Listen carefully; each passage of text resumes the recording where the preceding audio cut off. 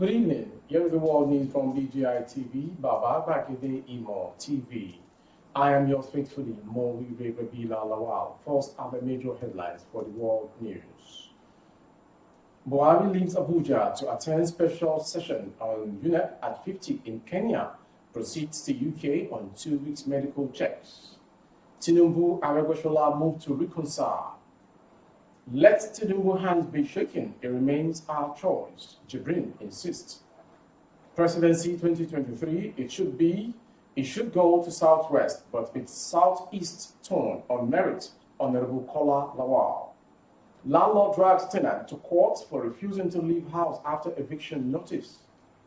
12 burned to death in Kano auto crash. Ukrainian army fire missiles, bombs, Russian tanks, troops. Still on foreign, Russia-Ukraine war, evacuation of Nigerians begins tomorrow by Jabia Mila. Ukraine's president applies for country to become member of EU. And sports, Russia expelled from World Cup as FIFA, UEFA hand down bans. The news in detail. President Muhammadu Buhari will depart Abuja Tuesday, 1st March, to participate in the commemoration of the 50th anniversary of the United Nations Environmental Programme, UNEP at 50, scheduled for 4th March 2022 in Nairobi, Kenya. This is as the president is expected to proceed to London after the Kenya trip for routine medical checks that will last for about 2 weeks. A statement issued by the special advisor to the president on media and publicity, Chief Femi Adesina, on Tuesday in Abuja, stated that President Buhari was invited to attend a special session by the Kenya counterpart, Uhuru Kenyatta.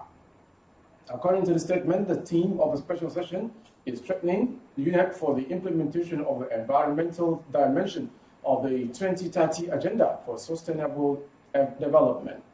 The statement quoted the organizers of the event to have said, for 50 years, UNEP has coordinated a worldwide effort with member states to address the world's biggest environmental challenges.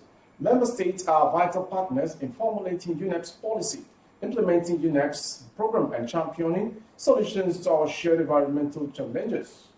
President Buhari is expected to deliver the national statement of the country and participate in high-level dialogue sessions on the environmental at the event.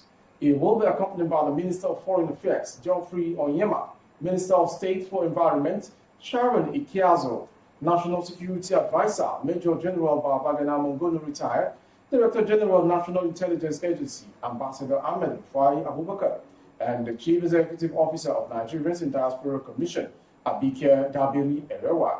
From Kenya, President Buhari will proceed to London for routine medical checks that will last for a maximum of 2 weeks, the statement said. And to the next story, there were strong indications last night that the feud between the national leader of the All Progressive Congress, APC, Asiwaju Bola Tinubu, and Minister of Interior, Ogbeni Rauf Aregbesola, might be over earlier than it could be imagined. Highly placed sources privy to the reconciliation effort revealed that concerned stakeholders in Yoruba land, the ruling party, and some influential leaders of thought in Nigeria have waded in and are already exploring ways to broker a truce between the two erstwhile good friends. According to the source, who was in the know of the Reconciliation and Peace Initiative, of concern in particular to the peacemakers were the implications for the victory of the ruling All Progressive Congress (APC) in the upcoming governorship election in Osun State, and of course the overall best interest of the Yoruba race ahead of the 2023 general elections. I can say authoritatively that reconciliation efforts to close the rank between Asiwaju Bola Ahmed Tinubu and Ogbeni Rauf Aregbesola are underway and already beginning to yield positive results. I am confident that sooner than expected, the two APC chieftains will embrace each other and continue to work together as brothers, the source said. The source added that to underline how important the peace movement has become, the concerned stakeholders have given the reconciliation of Tinubu and Aregbesola top priority. The truce is being arranged to ensure that the matter is put to rest as fast as possible in the overall interest of the Yoruba people and the APC victory in the forthcoming Osun governorship election. It is a top priority, and there is no doubt that reconciliation will pacify the agreed parties, the source added.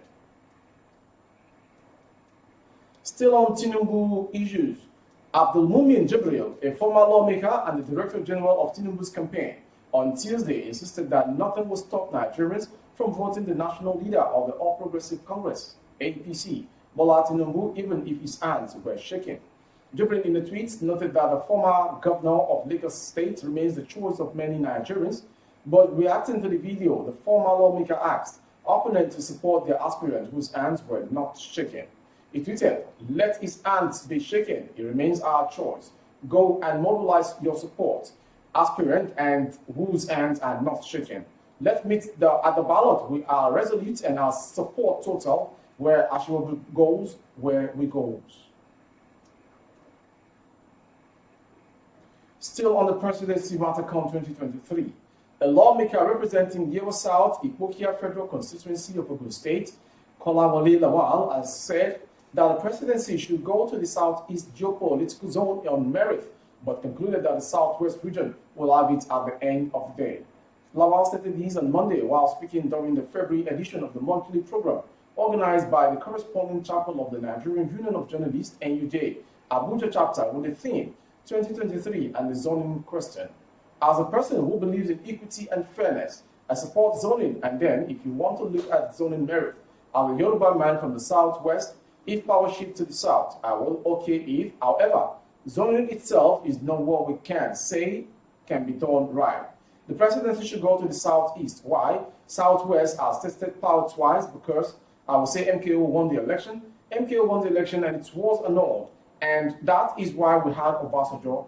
I should have said it is the tone of the southeast, but as a Yoruba man, I will say it should return to the southwest.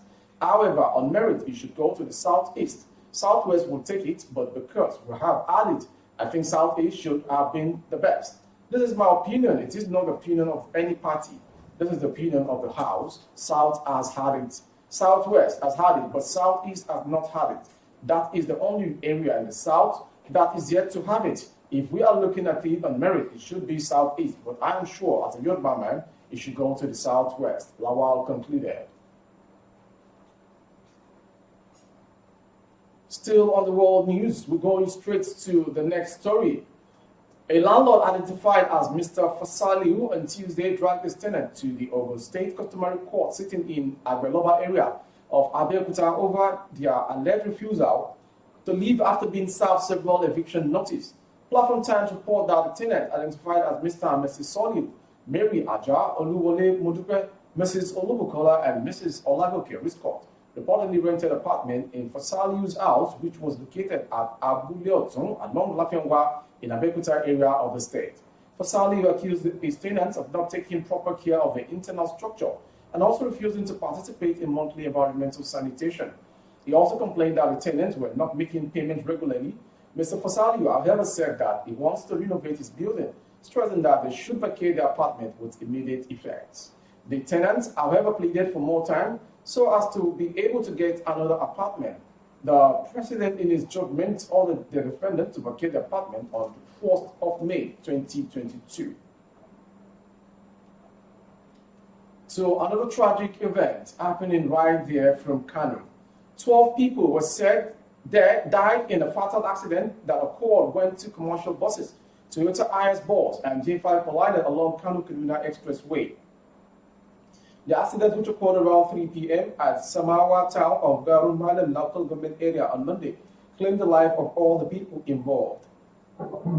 The spokesman of the Kano State Fire Service, Saminu Yusuf, confirmed the accident but said they got a call from one Isa Meshayi about it, and that on arrival at the scene, the two vehicles were engulfed by fire.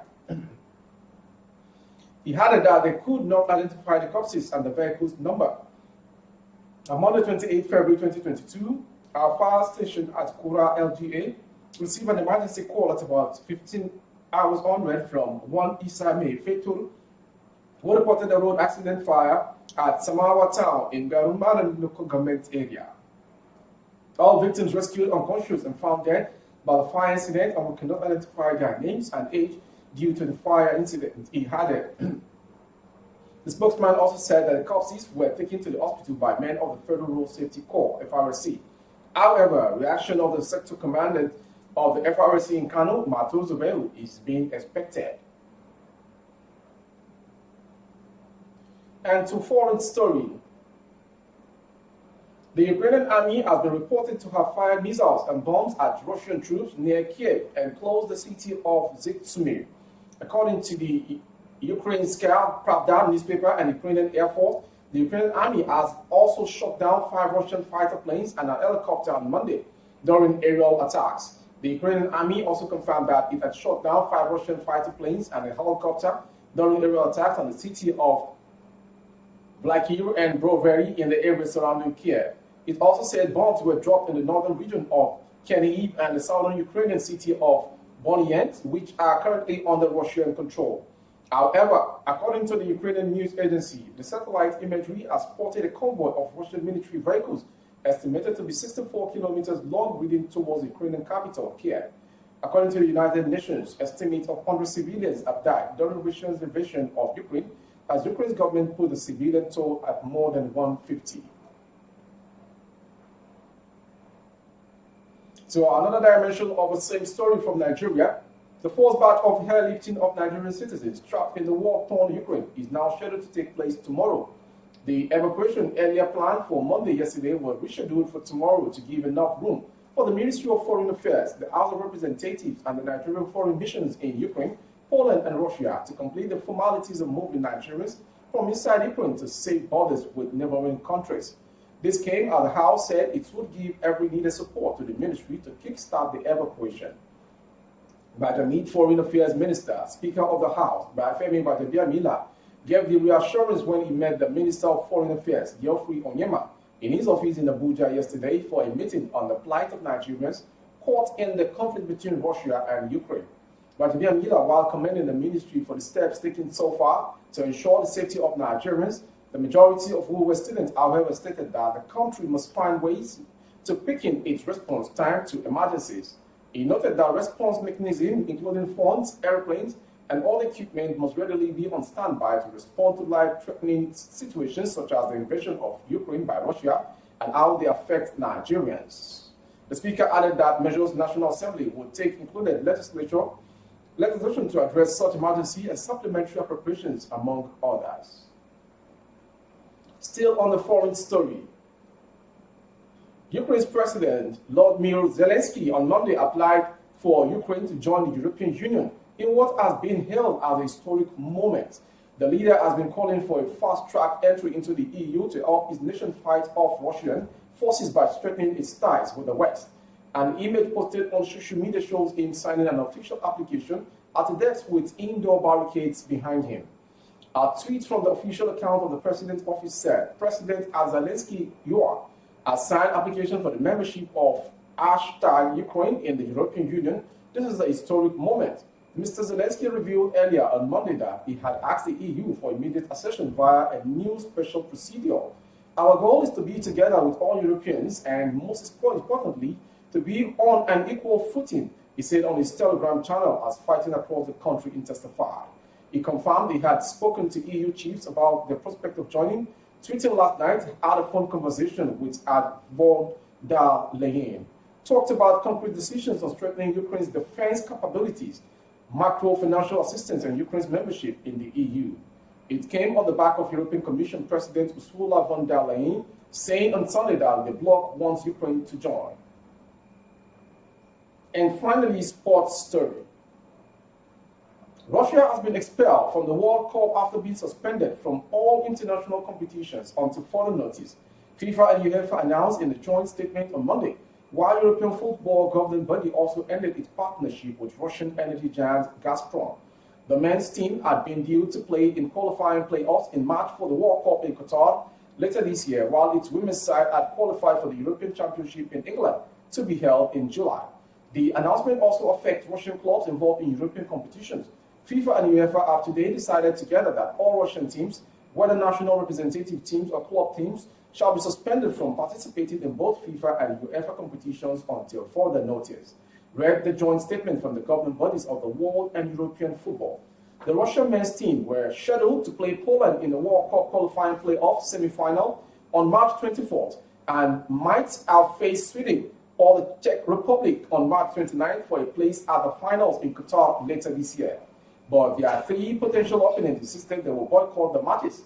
FIFA announced on Sunday that Russian teams would be allowed to continue playing under the name of the Football Union of Russia, playing home games on neutral territory and behind closed doors, and with the Russian flag and anthem banned, but those measures were dismissed as totally unacceptable by Polish FA President Zeszczyk Kulesa, who added that Poland would not play their World Cup playoffs with Russia, no matter what the name of the team is.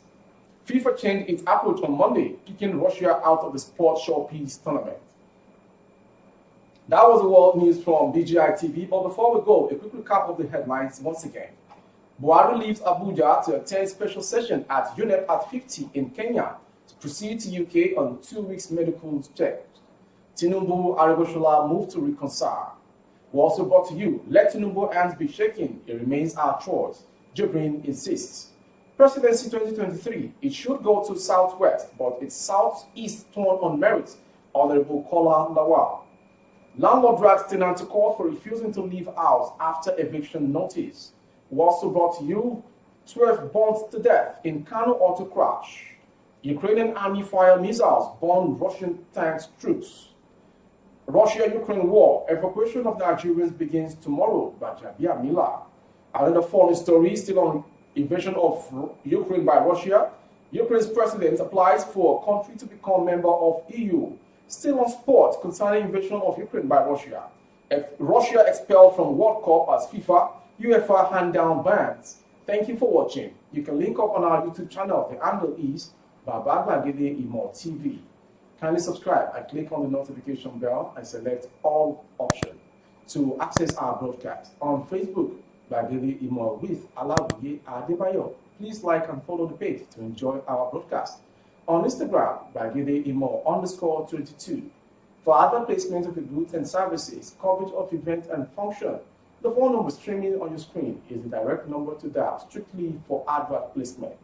Thank you for watching. I am Moribi Rebila Lawal. Good evening.